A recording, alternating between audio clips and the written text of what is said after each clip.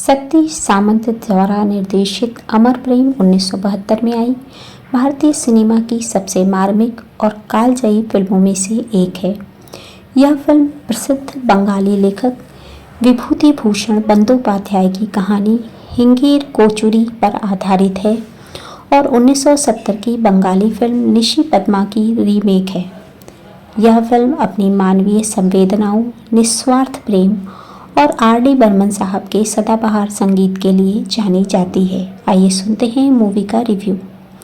Film की कहानी पुष्पा यानी शर्मिला टैगोर के इर्द गिर्द घूमती है, जिसे उसका पति और उसकी दूसरी पत्नी मिलकर घर से निकाल देते हैं।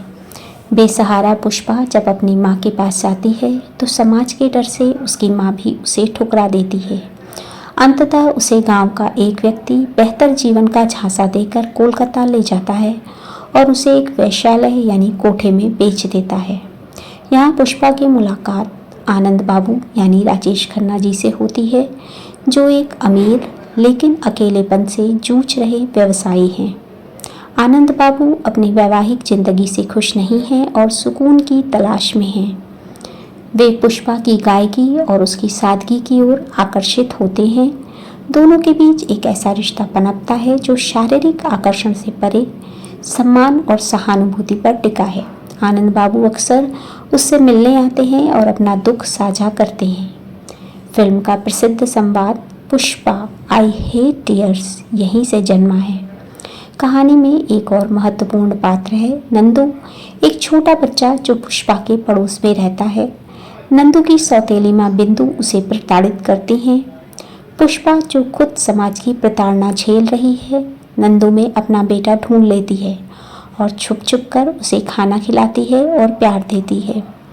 हालांकि समाज पुष्पा के पेशे के कारण उसे अपवित्र मानता है और नंदू के पिता उसे पुष्पा से मिलने से मना कर देते हैं। फिल्म के अंत में वर्षों बाद नंदू यानी विनोद मेहरा बड़ा होकर एक सफल व्यक्ति बनता है और अपनी पुष्पा माँ को ढूंढ निकालता है, जो उस समय बेहद गरीबी और लाचारी में जीवन व्यतीत कर रही होती हैं। वह उसे अपने साथ सम्मानपूर्वक घर ले जाता है, जिससे यह साबित होता है कि निस्वार्थ प्रेम हमेशा अमर रहता है। अभिनय की बात करें तो राजेश खन्ना जी ने आनंद बाबू के किरदार में अपनी सुपरस्टार छवि से हटकर एक बेहद संयमित और भावुक अभिनय किया। शर्मिला टैगोर जी ने पुष्पा के रूप में अपनी अब तक की सबसे बेहतरीन परफॉर्मेंस दी। उनकी आंखों में झलकता दर्द दर्शकों को झकझोर देता है। बाल कलाकार के रूप में मास्टर बॉबी और बाद में विनोद मेहरा ने अब कहानी को मजबूती दी है। संगीत और निर्देशन के बारे में जानते हैं। शक्ति सामंत जी का निर्देशन बहुत ही संवेदनशील है। उन्होंने वेश्यावृत्ति जैसे विषय को मानवीय दृष्टिकोण से पेश किया। R.D. बर्मन साहब का संगीत इस फिल्म की आत्मा है। चिंगारी कोई भड़के और कुछ तो लोग कहेंगे ये क्या हुआ और रहना बीती चाहे जैसे गीत आज भी संगीत प्रेमियों की पहली पसंद हैं। पुरस्कार और नामांकन के विषय में जानते हैं, यानी अवार्ड्स के विषय में। फिल्म अमर प्रेम को 20वें फिल्म फेयर पुरस्कारों, जो कि 1973 में हुए थे, कई श्रेणियों में सराहा गया। सर्वश्रेष्ठ पटकथा बेस्ट स्क्रीन प्ले का अवार्ड मिला अरविंद मुखर्जी जी को। सर्वश्रेष्ठ संवाद यानी बेस्ट डायलॉग के लिए रमेश पंत जी को। सर्वश्रेष्ठ ध्वनि संपादन यानी best sound design Jahangir Navroji ji को।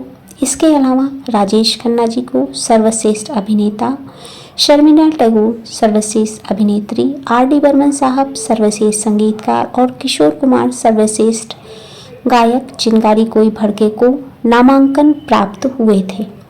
रेटिंग की बात करें तो फिल्म को मिलती है 5 में से 5 स्टार। यह फिल्म केवल एक कहानी नहीं बल्कि समाज के दोहरे मानदंडों पर एक करारा प्रहार है। यदि आपने इसे अब तक नहीं देखा है तो यह भारतीय सिनेमा के स्वर्ण युग का एक ऐसा अनमोल रत्न है जो कि मस्ट वॉच है। तो मूवी का रिव्यू पसंद आया है तो चैनल को लाइक शेयर सब्सक्राइब ज़रूर कर दें। धन्यवाद।